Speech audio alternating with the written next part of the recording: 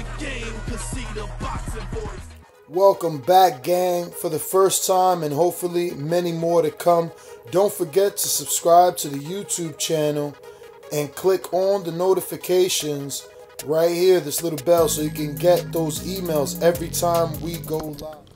Hi there, this is Akin, aka Jack is the Truth with the Boxing Voice, and I'm here with heavyweight prospect, 5-0 Fabio Wardley. How you doing today, Fabio? I'm good, mate. How's things? How are you? I'm really good, thank you. I introduced you as a prospect. I noticed you raised your eyes. We've got Devon Haney on that comes frequency show, and he doesn't like being described as a prospect. He feels that he's a contender. Do you feel that it's a state of mind, or is actually based on your resume?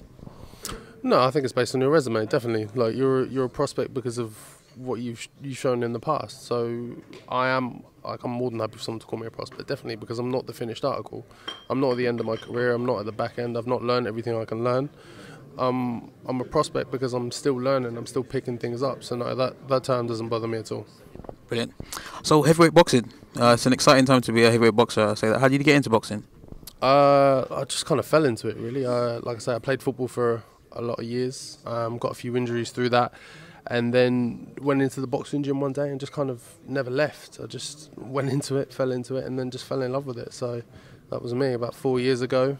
First put on a pair of gloves and just went with it from there. Just ran with it. So you fell in love with it. I think it takes a special type of person to be able to be hit in the face and enjoy it. Is that the sort of boxer you are, or are you hit and not beat hit? Is that what kind of boxer are you? It's a bit of both. Like I enjoy both sides to it. I think all boxers have to have that in them. They have to like. It sounds weird to say, but like to get hit and then be like, right, yeah, come on, because that's that thing. It gives you that little bit. Like you'll get hit clean, and because you enjoy boxing, you'll appreciate a good shot, even though it hits you in the face. You'll appreciate that. And you'll be like, right, cool, so it's my turn, I'm going to get you now. And it's that back and forth that I think makes it so exciting. I can't relate to anything you're saying. I'm just not one for getting hit. You're affiliated with Dillian Whyte. How did that come about? So me and Dylan he's used me as a sparring partner for many camps, many years. And so I had previously separated from my old manager. And like I say, aside from being sparring partners, me and Dylan just got on well. We were just good friends. We just caught up with each other regularly. And he always checked in with me and stuff. So when I separated from my manager, I didn't even call him to sign with him. I called him just for his opinion, just for his thoughts on the different managers I had spoken with about a new contract, and maybe some other ones he thinks I should speak with. And we was talking and talking. As the conversation went on, we just kind of got more and more to the point that it would work better if we joined together, if he took me under his wing. Like, he's obviously got a big career and a big future ahead of him. There's some big cards he can put me on and things. And he stressed to me that he's not trying to build a massive stable, try and compete with the big names at all. He wants to look after people that he knows relatively well and that he just wants to see do well. And that was good for me because I could see he's genuine in things, and we worked together in there, and then that's how everything came about. Sort of like the Lawrence Okoli, Boatsi thing with AJ. Mm-hmm. Similar, yeah, very similar. Like I say, he's got Richie Riakpo as well, another great fighter. So another one who's obviously known him for years and that he knows, and that he just wants to take under his wing and just wants to see do well. So all of us boys together, and I know he's got plans to take on some different people and just build that a little bit, but not to a massive stage. Just to have a nice collection of people that he wants to see crack on and do well in boxing. Brilliant. So what if you start making waves and you make a big splash and people start demanding to see you fight Dillian? Is that something that's out of the question because he's managing you, or is that something that you don't shy away from? No, that's something that would be completely out of the question for me. I have a set of, I'd say, morals that Dillian gave me a chance to. I was like, before this, I was fighting on small hall shows. I was on nowhere near anything like this. So at no point in my life would I ever go against him. Not for anything, not for any money, not for any like that at all. It's just different. Like, you can't. As much as I enjoy boxing, I love it. I would never let it change me as a person. I'm not going to go against what I think, against the person that I felt gave me a shot and gave me a chance, just for a belt. Like, I understand it and it makes sense, but no, I wouldn't do that. No, I can respect that. Speaking of Dillian Whyte, I'll be remiss if I don't ask you about the hot button topic that is Anthony Joshua. Dillian's been out on all platforms recently saying that he was offered a low ball offer essentially by Anthony Joshua's team, indicating that they don't really want the fight. What's your take on the whole AJ Dillian Whyte situation? It doesn't surprise me at all that they offered him a low ball offer. Probably because they still try and look at Dillian from the Dillian he was however many years ago when they first had their fight. He's a completely different fighter now. He's completely someone else. He's not that guy. He's got a completely different profile. He's 10 times as big now. So he just draws so much more of an attraction. He's selling out the O2 and everything without titles on his own fights, on his own merit. So I think they're trying to give him the money and the everything that's attached to it due to the old Dillian that he's not anymore. So yeah, he's well within his rights to say no. I'm worth more than that. Yeah, but I mean, to offer him less than what he earned against Chisora, I mean, to me that's just like we're trying to placate this fighter. We don't really want to fight him. That's the general public's consensus. Yeah, definitely, and I think AJ's getting a bit of that reputation as well, that he's not openly saying no, I don't want to fight this person, but his actions and the things he's doing towards that are saying that without saying it. So like he's having the same issues with Wilder and things, like it's becoming a common theme with him. So I think you can see in his interviews and things as well, he's getting fed up of fans and supporters saying this about him. But I think everyone can see that this is what it looks like, that he doesn't actually want these fights, that he's not actually putting himself out there to go and hunt for these other champions and things. So we'll see. So do you think that's true? Do you think that he actually doesn't want the fight and he's trying to protect a legacy, or do you actually think that he's damned if he does, damned if he doesn't? I mean, because when he came up on the ropes with the Dillian Whyte fight, he said, "I'm trying to make the Wilder fight. I'm trying to make Fury fight. But if they don't fight, then I'll take you next." And people booed because that's not what they wanted to hear. But at the same time, if he got on the rope and called out Dillian and said, "Yeah, let's make the fight," people say he's ducking Wilder. So what do you think the true representation of his situation is? I think he's trying to give himself like the best case scenario. So if he offers Dillian a low ball offer and he takes it, okay, great. Even if I lose, I've still made loads of money. Cool, no worries. I can live with that. And the same with the others. Like I think he's trying to give himself the best of both worlds. Like, oh, if I win, great. If I lose, I still made loads of money. I still get all the other little bits that come with it.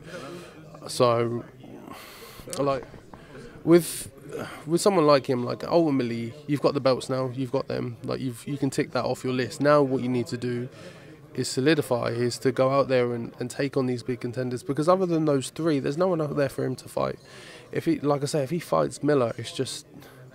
Like I don't know how to explain it, but it'd be awful for boxing because no one really wants to see that fight. No one's been asking for that. No one's calling for that, other than Miller himself, who's loud and brazen and likes to put himself about like that. But that's all just showmanship. That's not off merit. It's not off credit. He's not fought anyone. I think the best person he's fought is Washington. Did he fight?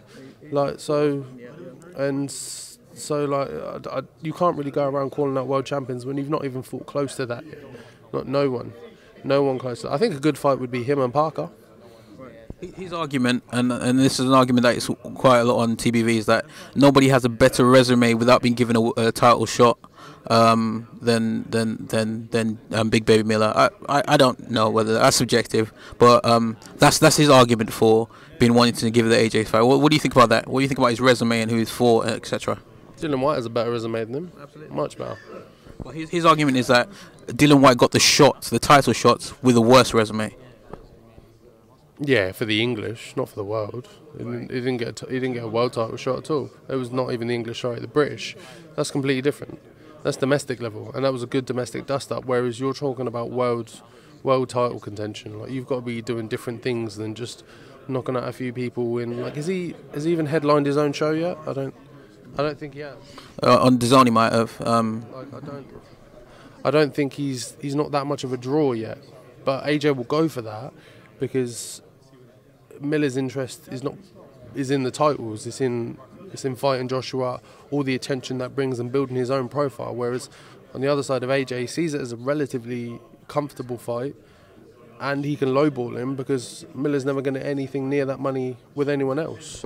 So you genuinely think it's strictly business? You don't think that all the comments that he made when Anthony went over to New York and he was saying he wants to take his mum out on a date, etc. We think that none of that plays a part. It's strictly business. No, strictly business. I think that like, I think everyone knows the game they're in. Like, Joshua's not dumb. He knows he's going to get that. He knows he's going to get that attention. He knows people are going to make those comments and things. I don't think he's someone that acts off emotion. I think he is very smart and meticulous about what he does. He's going to make the right business decision and the right career decision. Like, if Wilder or Fury suddenly started talking about his mum, he's not going to hand them all the money of the fight and be like, look, whatever you want just to fight you. He's not going to do that. So he's a businessman. Okay, let's take this back to you. I appreciate your comments on the heavyweight scene. Your last time out, you were at the O2. Was on Dillian Whyte's undercard, wasn't it? 20 seconds. Yeah, 20 second. Yeah. I thought you said it took you 20 seconds to knock the guy out. You got the round out in the second round, I think it was. It was the third round. Yeah, I got rid of him in the third round. He fell out of the ring. But yeah, it was a good outing. Like, I've had 5 fights in total now, and it was good for that one to. Other than my first one, all of them have been first round knockouts, and then this one was the third round. So it was nice to get a bit of ring time. Like, as much as sparring and everything like that is helpful, you can't swap that for actual in the ring time, especially at a venue like the O2 as well. It was nice to be there and soak all that up. So yeah, it was a great night for all of us, for the whole team. So Eddie Hearn must have been impressed because he's put you on the Cheeseman undercard again at the O2. Do you know who you're fighting yet? We've got a few options in terms of opponents. I think they've put around a few ideas. So, like, I've just said, like, that's nothing I ever get involved in terms of opponents. It's something I've never paid attention to. I've always let my team look at that and sent that directly to them, and then they can sort that from there. And then a couple of days before the fight, I will then check who they are. Like, because I don't believe in my opponent at this level changing the way I train at all, anything like that at all. I don't care whether they're whatever they are. I'm still going to train just as hard. I'm still going to be just the same. I'm still going to be me. I'm not going to change for the opponent. The opponent will have to change for me. Brilliant. I spoke to a few boxers today as it goes, and they said that they don't really look at their opponents and they train the same way. But isn't that putting total trust in your coaches, and as opposed to someone like Eubank who doesn't have a coach allegedly and he trains himself? Do you feel not studying your opponent, not watching him, is putting too much trust in your coaches? No, not at all. I think the team you have around you, you need to have 100% faith in, especially in this sport, because ultimately they're the people that have the best intentions for you. Your immediate team, your trainers that you're with every day, like, you're around them more than your own family. Like, they become, like, my trainers are definitely like family to me. We have a different type of bond. Like, I trust them with my life. Like, and that's what boxing is basically. It's trusting your coach with your life. Like, if you're in the ring, it's not going your way. Do you trust them to throw the towel in or let you still take shots and things like that? Like, I don't have any problems at all with letting my team deal with that. I believe, like I say, I believe in myself, and I definitely believe in them that the outcome will be the same regardless of who's in front of me. Brilliant. Well, Fabio, I don't want to take up too much of your time. It's a real pleasure getting to know you. Have you got any social media that potential new fans can follow you on? Yeah, Instagram. So it's just my name. So Fabio Wardley, which is Fabio, and then Wardley is Wardley. So you'll be able to find me on there and just give me a shout. Brilliant. So you're not up on Twitter though? It's just Instagram. Yeah, actually, same handle for Twitter as well. I don't use that too often, to be fair. Mostly Instagram, but yeah, I'm on there as well. Same handle. I get that a lot. Why are people not up on Twitter? I think people like Dave Allen, O'Hara Davis, they've kind of forged a career for themselves strictly down to Twitter by calling people out on Twitter, making themselves known. Is that not your style? Is your team big enough to do it for me? That's not my interest, especially not now. Like, I'm 5-0. What have I got to call someone out for? Right now I'm focused about me and my career and me progressing and me doing well. I'm not worried about what anyone else is doing. I don't need to run around and run my mouth. I don't see that as... The problem is people have looked at like Floyd Mayweather and stuff like that and they've gone, oh right, that's what I need to be like to get there. And it's not, because we don't realise that Floyd only did that when he was on the last quarter of his career. Beforehand, he was mouthy and trappy, but he was never like what you see him is in these later stages. So I think people have got it a bit backwards, that they think that's the way you need to go to kind of get on these big stages and get on these big fights. And ultimately, all you need to do is perform in the ring. I can respect that. Fabio, you seem like you've got a good head on your shoulders. I'll definitely be intrigued to see how your career unfolds. I appreciate you talking to the Boxing Voice. Appreciate it, mate. Thank you very much. What is up, TBV family? Yes, YouTube has been cutting funding to their channels as of late, and with net neutrality going through its process, the internet is changing. If you want to keep your favorite channel intact, coming up with tons of content, and plus get hours and hours of extra content, head over to patreon.com/ThaBoxingVoice to become a member of the TBV family and help support the channel. Peace.